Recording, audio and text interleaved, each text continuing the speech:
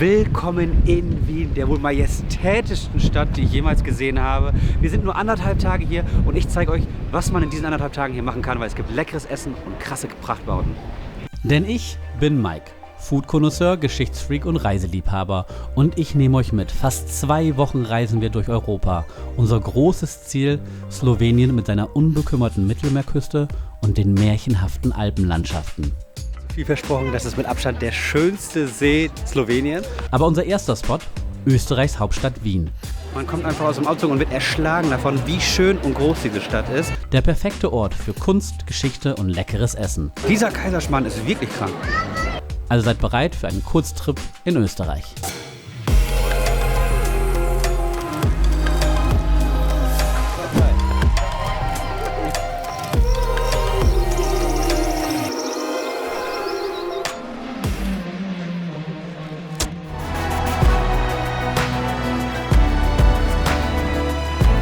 Heute wird es kaiserlicher, majestätischer.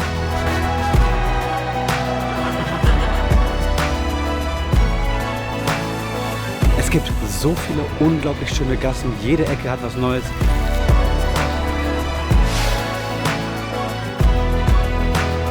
Wunderschön, überall Konditoreien und Co. Hammer. Es fühlt sich wirklich an, als könnte hier jederzeit ein Kaiser aus dem Haus kommen. Willkommen hier in Wien. Wir sind hier im Hotel, wie ihr merkt. Hier starten wir diesmal. Das Hotel ist schon richtig krass, ne? Also Zimmer ist schon cool. Das ist jetzt nicht das krass Besonderste, aber es ist die Lage. Wir sind hier direkt am Prater. Das heißt, ne, das ist der Vergnügungspark / Park. So ein bisschen der Central Park von Wien. Ne? Hotel auf jeden Fall cool. Die Lobby cool mit so einer Vinyl-Ecke und. Richtig geile Lage. Oben drüber noch ein richtig krasses israelisches Restaurant. Neni, das man sonst vom Naschmarkt kennt. Und man hat hier einen insane Ausblick auf den Prater. Wie geil ist das denn? So, gehen wir jetzt mal in die Innenstadt, weil ich kriege jetzt langsam Bock. Und Mike aus dem Off, willst du nicht mal erzählen, was wir alles in diesem Video machen? 2 Tage in Wien. Was man da alles erleben kann, fragt ihr euch? Zwischen Erlebnissen im Prater und auf den Spuren von Mozart und ganz anderen großen Künstlern wandern wir durch die atemberaubende Innenstadt. Wien mit seinen 4 Millionen Einwohnern ist riesig. Von Schloss Schönbrunn am Rande der Stadt bis hin zum Naschmarkt. Ich zeige euch alles, was ihr in 2 Tagen hier finden könnt. Also der Prater ist ja ein Vergnügungspark, wie ich schon gesagt habe. Und es erinnert sehr stark an, wenn ihr meine USA-Videos kennt, San Diego und Co., wo es überall diese Freizeitparks gibt, wo man for free rein kann, aber dann halt für die Fahrgeschäfte bezahlen muss. Und hier sind es halt wirklich insane Fahrgeschäfte. Ne? Riesige Achterbahn, eine Breakdance 5.0, wenn man das vom Kirmes kennt. Und das berühmteste Ding ist hier natürlich das Riesenrad von 1897 schon, also schon sehr, sehr alt.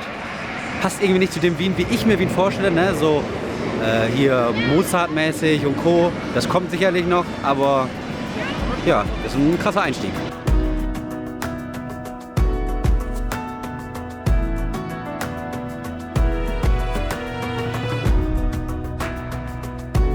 Okay, was aber krass ist, wenn ich gesagt habe, es ist mit San Diego und Co. vergleichbar, vergesst das.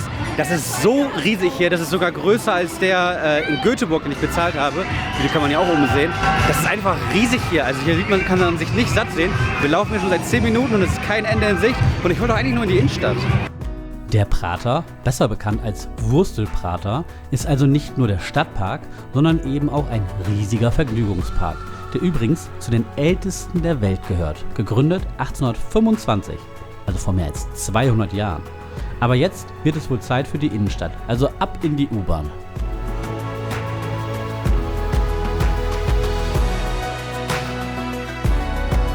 Man kommt einfach aus dem Auto und wird erschlagen davon, wie schön und groß diese Stadt ist. Hinter mir der Stephansdom, der im 13. Jahrhundert angefangen wurde zu bauen. Das Nationaldenkmal gefühlt ist von Österreich. Eine der ältesten Kirchen hier. Der Südturm ist der höchste Kirchenturm in Österreich, weil irgendwann entschieden wurde, es darf keine Kirche höher gebaut werden. Daneben ist Demel, die Kaiserschmarrn machen, Kaiserschmarrn to go. Richtig geiler Kaiserschmarrn soll das sein. Und dann siehst du hier diese ganze Prachtbauten. Man merkt halt, das war eine richtige Kaiserstadt im Mittelalter. Beziehungsweise in der Neuzeit. Denn gerade zwischen dem 15. und 19. Jahrhundert waren die Habsburger das größte Königs- / Kaiserhaus der Welt. Wie es sich gehört für die erste Mahlzeit. Kaiserschmarrn von Demel, die sind sogar bei Michelin.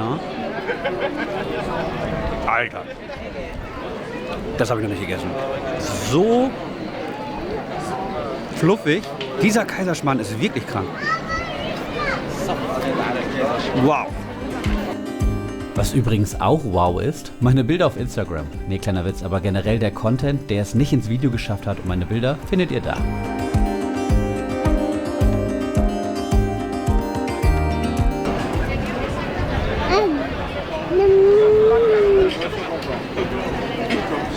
Oh my God.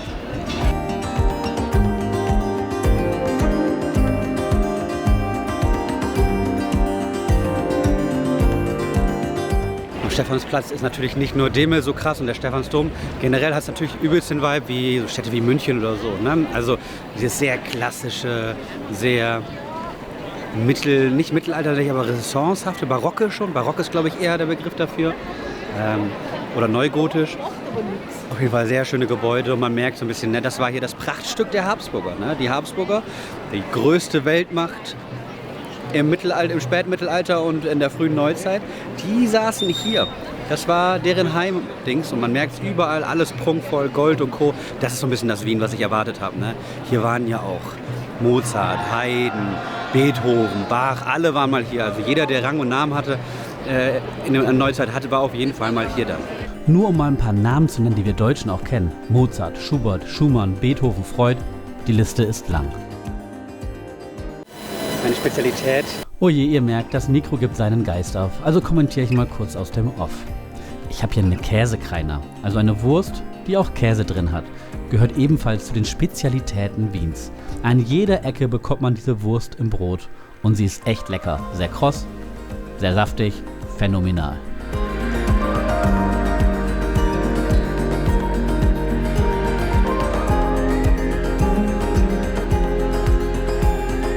Jetzt denkt Mike, du siehst ja so viel von der Innenstadt und erzählst uns nicht.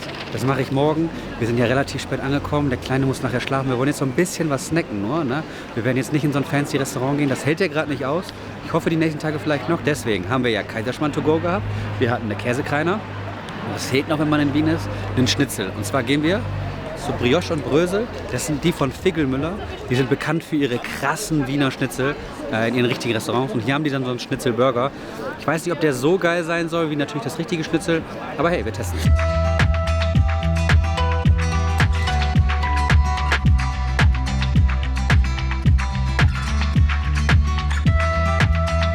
Schnitzel sieht auf jeden Fall nicht schlecht aus.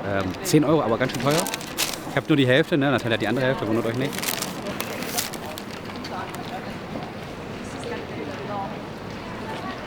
Schnitzel ist ein bisschen trocken, sehr lecker.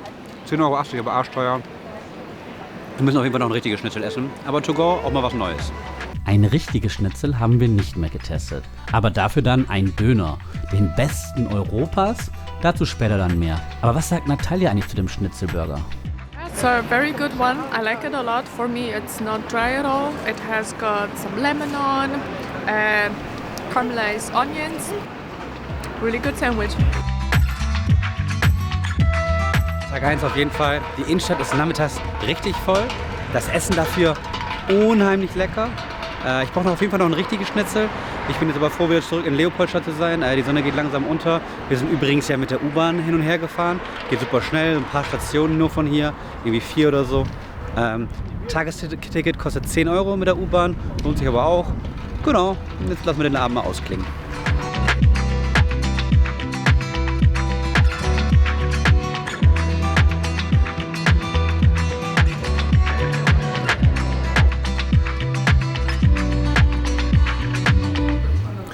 So, zum Frühstück sind wir im Brenner. Das ist das Café-Restaurant, das unten in der Hotellobby ist. Hier das Essen ist auch super. Ich habe mir ein Sandwich geholt mit Ei und Speck. Schmeckt richtig gut. Und Natalia hat Ex-Florentin. Die sehen auch sehr geil aus. Und Leon hat einen Chia-Pudding bekommen.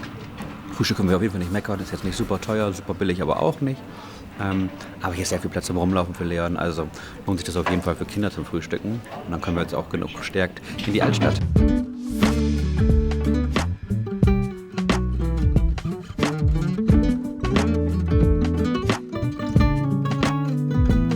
Ich habe euch ja versprochen, heute wird es kaiserlicher, majestätischer. Wir starten im Museumsquartier bzw. im Schlossquartier.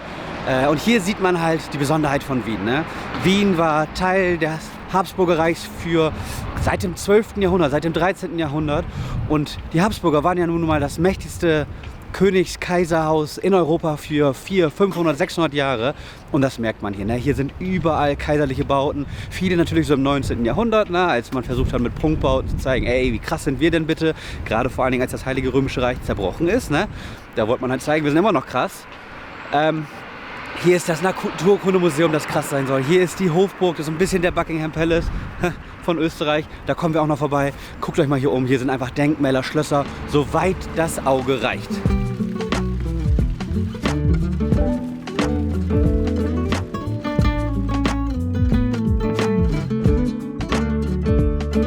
Einfach impressive. Na, hier haben wir das Naturhistorische Museum, da haben wir das Kunsthistorische Museum, beides gefühlt Paläste.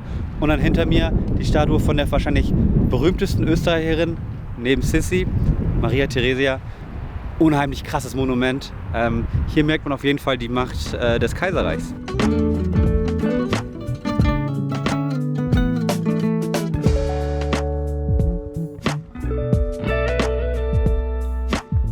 Ne? Diese Gebäude allein wahrscheinlich sind schon eigene Videos wert. Wir haben ja leider nur 1,5 Tage, wie ich am Anfang gesagt habe. Deswegen können wir nicht reingehen. Aber wenn ihr ein bisschen mehr Zeit mitbringt, Wien lohnt sich auf jeden Fall wahrscheinlich eine Woche, wenn ihr die ganzen Museen durchschauen wollt. Die ganzen Burgen und Schlösser, Schätze und Co. Wirklich krass.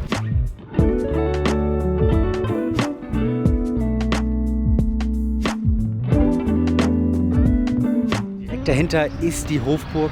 Das ist sozusagen die kaiserliche Winterresidenz gewesen. Und das hat übelst den Vibe wie Buckingham Palace. Ne? Also klar, ich weiß, es gibt hier noch Schloss Schönbrunn. Das eigentliche kaiserliche Schloss, vor allen Dingen so im 17., 18. Jahrhundert. Aber das hier ist ja mitten in der Innenstadt. Und einfach ein riesiger Park davor. Hat übelst den Vibe von Buckingham Palace. Was ich halt so krass finde, weil sowas haben wir ja in Deutschland nicht wirklich. Ne? Wir haben da dieses Stadtschloss in Berlin. Das hat aber einen ganz anderen Vibe mittlerweile. Und hier hat es noch so diesen kaiserlichen Vibe, obwohl es hier eben logischerweise keinen Kaiser mehr gibt. Ne? Die wurden ja auch 1918 abgeschafft, ähnlich wie in Deutschland wurde die Monarchie abgeschafft. Die haben sogar ihren Fondtitel verloren. Ne? Die hießen ja nur noch Habsburg-Lothringen am Ende. Aber es sieht wirklich impressive aus. Also es fühlt sich wirklich an, als könnte hier jederzeit ein Kaiser aus dem Haus kommen.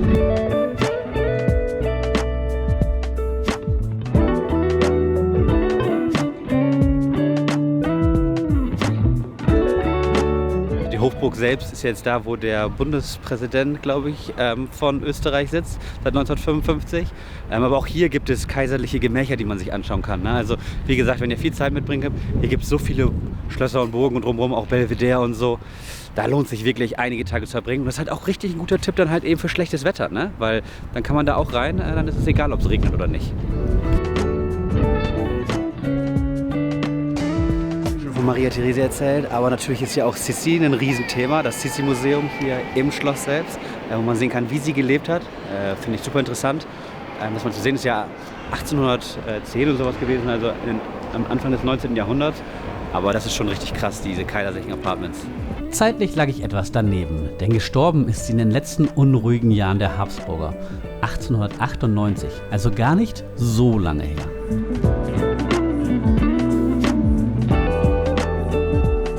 Neben dem Schloss ist übrigens eine Straße, die nennt sich Time Travel, so eine kleine Gasse, wo es so ein bisschen aussieht, als wären wir hier wieder im 19. und 20. Jahrhundert. Richtig schön und so viele Antiquitätenläden.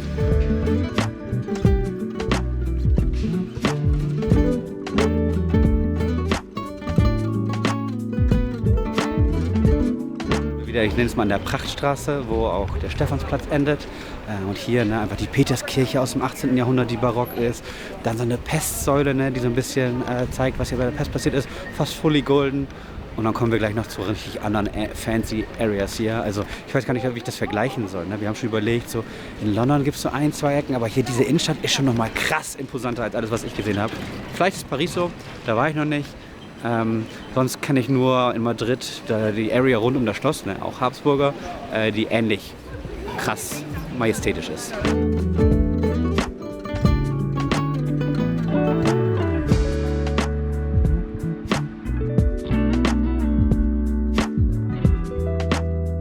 Krass, ne? Dior, Chanel, Louis Vuitton und. Hier fühlt man sich ein bisschen out of place. Hier ist so richtig so mitten in der Innenstadt einfach so die Rich-Ecke, so was so in Berlin-Fürstendamm ist oder die Maximilianstraße oder Allee in München. Das ist einfach direkt fast schon am Stephansdom. Das zeigt, Wien ist auf jeden Fall eine reichere Stadt.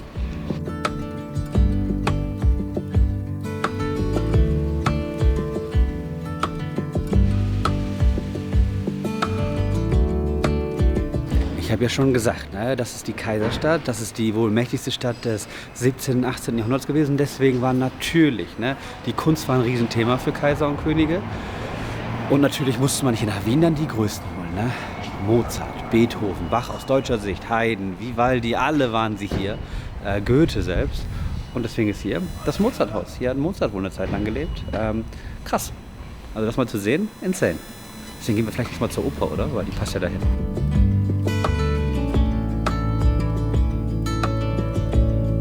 Empfehlung, wenn ihr wie wir nur auf der Durchreise durch Wien seid, dann geht einfach nur die Innenstadt. Es gibt so viele unglaublich schöne Gassen. Jede Ecke hat was Neues. Wunderschön. Überall Konditoreien und Co. Hammer.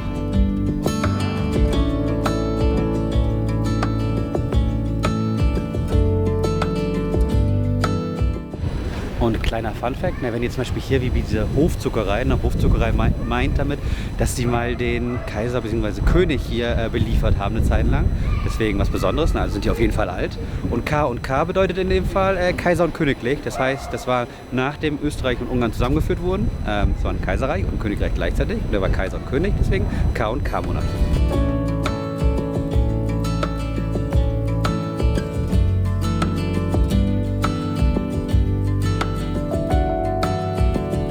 Schon erkennbar das Hotel Sacher, bekannt für die Sacher-Torte. Ein richtig fancy Hotel, wo man richtig krass essen gehen können soll. Aber ich habe gehört, die beste Sacher-Torte soll es eigentlich gar nicht geben. Ist nur da, wo sie original herkommt. Genau, aber lange Schlange. Und daneben ist dann die Oper, da wo schon die ganz Großen aufgelegt haben. Mega krass, aufgelegt Advents-DJ.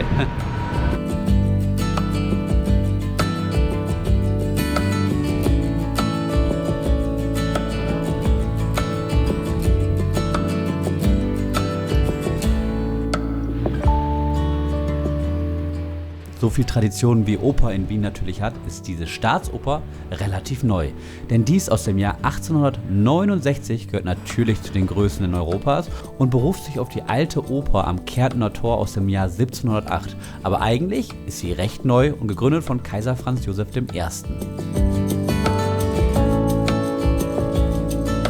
Und nicht weit von der Oper ist der Karlsplatz und von da gehen wir was essen, denn wir sind hier am Naschmarkt. So ein bisschen vergleichbar mit dem Viktualienmarkt in München. Den Naschmarkt gibt es schon seit dem 18. Jahrhundert. Also seit dem 18. Jahrhundert wird schon hier vor allen Dingen Käsesachen und Milchprodukte getradet. Also hier sind dann Stände überall. Und dann schauen wir uns mal um. Hier soll es auch eine Markthalle geben. Ja, sieht alles sehr lecker aus.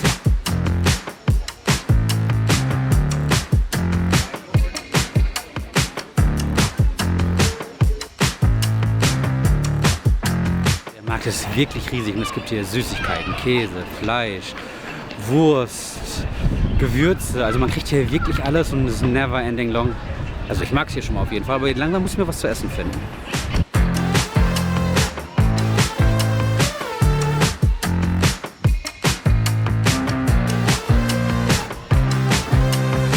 Und dafür gehen wir in die neu angelegte Markthalle, die nicht so viel bietet, aber eine coole Dachterrasse hat und anscheinend das beste Leberkäsbrötchen der Stadt. Also den ersten Snack, den ich habe, ist ein Leberkässemmel für 5 €. Interessanterweise gibt es hier keinen Ketchup oder sowas drauf.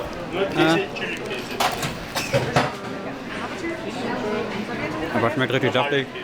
Und für 5 € hier im Markt gar nicht mal so teuer, finde ich.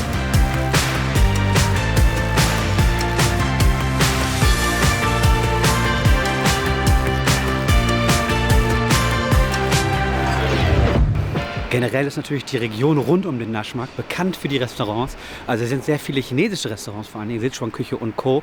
Aber natürlich auch andere Cafés. Also wenn ihr nicht so Bock auf Snacks habt wie wir und in richtige schöne Restaurants wollt, habt ihr hier auch eine riesige Auswahl. Und ich werde natürlich wieder meine Google Maps Liste unten reinpacken mit all den Orten, die ich besucht habe und die sehenswert sind. Zumindest das, was ich rausgefunden habe.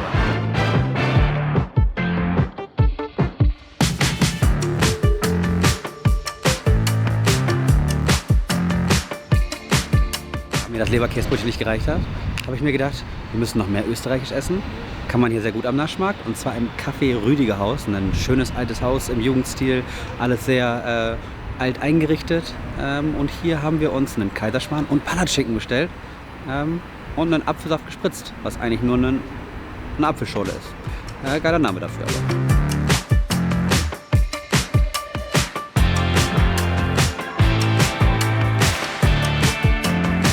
haben richtig viel Kaiserschmarrn und den Palatschinken mit Nussschokolade. Und das ist am Ende gefühlt ein Crepe. Ne? Also das ist sozusagen, wenn man Palatschinken bestellt. Und es sieht sehr lecker aus.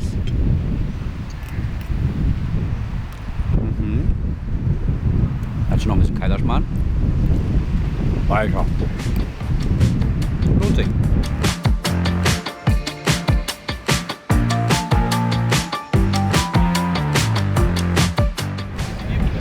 So, ich bin jetzt am Keplerplatz. Das ist ein bisschen weiter weg von der Innenstadt. Sieht auch jetzt nicht mehr so fancy krass aus, sondern ein bisschen so wie eine westdeutsche Innenstadt. Und hier bin ich, weil ich eine Wiener Spezialität essen möchte zum Abendessen. Ich muss mich entscheiden zwischen Schnitzel und Ferhat Döner. Der gilt ja als der beste Döner der Welt oder beste Döner Europas. Und ich als Berliner muss den ja einmal testen.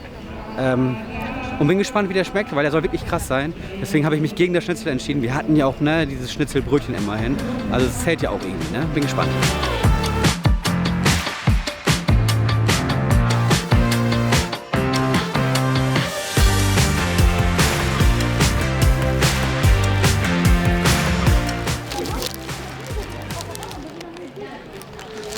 Alter, guckt euch mal diesen Döner an. So Leute, ich habe meinen Döner geholt. Richtig schön urig, nur mit Fleisch, Tomaten, Zwiebeln, so wie es gehört. Schlange war 40, 50 Minuten lang. Der Laden ist insane, ne? Die haben 5 verschiedene Dönerspieße, die haben alles mit Holzkohle, ne? Also literally Holz dahinter. Döner kostet 12,90 €, der mittelgroße, der kleine nur 8,50 €, also nicht ganz Berliner Preise. Ich bin so gespannt, ne?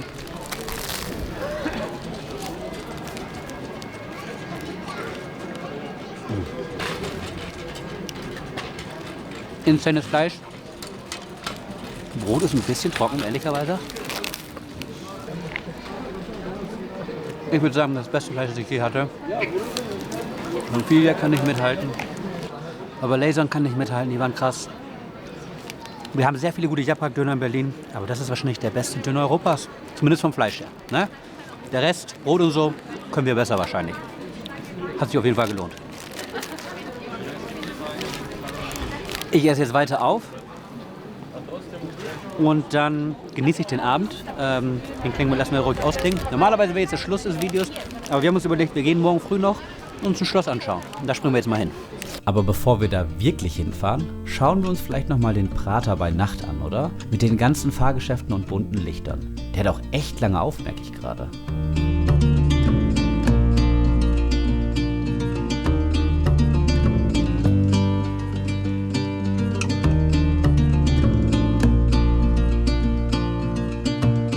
So Leute, es ist 9:30 Uhr morgens, wir sind am Schloss Schönbrunn und wir sind hier nur dran entlang gefahren. Ne? Und ich kann jetzt schon sagen, das ist so impressive. Es sieht aus wie so Schloss Charlottenburg, nur einfach 10-mal größer. Wird ja auch als Versailles Österreichs bezeichnet. Ne? Ist entstanden im 18. und 19. Jahrhundert, ne? Also unter Maria Theresia vervollständigt worden. Und hier ist auch ein Ostermarkt, weil wir jetzt zur Osterzeit hier sind und jetzt schauen wir uns einfach mal um.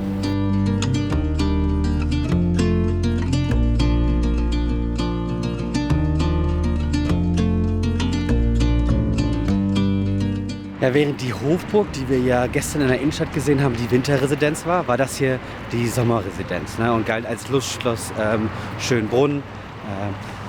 Ist natürlich die größte und bedeutendste Schlossanlage in Österreich, ist seit 1996 im UNESCO-Welterbe und beherbergt den ältesten noch bestehenden Zoo der Welt. Da gehen wir aber nicht rein, wir schauen uns einfach nur weiter um.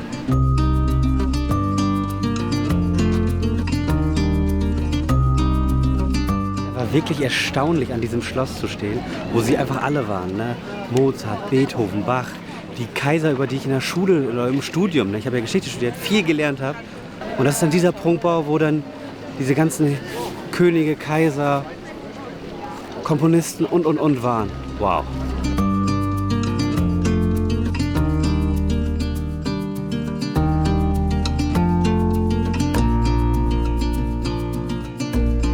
Natürlich ist es nicht nur geil, wenn es so warm ist wie jetzt. Da gibt es natürlich einige Museen, ne? Kindermuseen, Wagenmuseum und natürlich so eine Sissi-Fahrt, weil sich ja natürlich 150 Jahre später immer noch sehr viel um Sissi dreht und die ganze Geschichte um sie. Ne? Die Tragik auch, ne? Wie sie gestorben ist, sie wurde ja ermordet am Ende Aber vor allen Dingen natürlich durch die ganzen Filme durch Romy Schneider, die auch zum Beispiel hier in Schönbrunn gedreht wurden.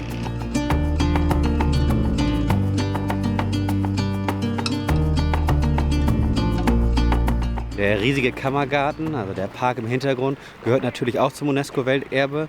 Und hier ist einfach so ein riesiger Pfad, da könnten einfach Panzer durchfahren. Und die hätten noch genug Platz. Was für einen immensen Platzverschwendung die auch gemacht haben, ne? Also damit sie hier ihren Garten haben können, während Leute in ihren Städten verhungern. Das ist so crazy, wenn man drüber nachdenkt, ne?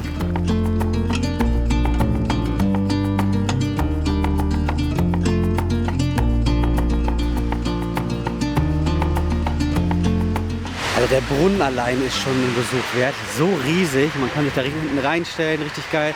Und daneben ist halt der Tiergarten. Man muss sich mal vorstellen, in den 1750er Jahren wurde er von Franz I., also dem Ehemann von Maria Theresia, übrigens auch mal cool, dass ein König und Kaiser nur der Ehemann von Maria Theresia aufgenannt wird, gegründet in der Menagerie. Und seit 1750 gibt es hier diesen Zoo. Deswegen ist er der älteste bestehende Zoo der Welt. Crazy.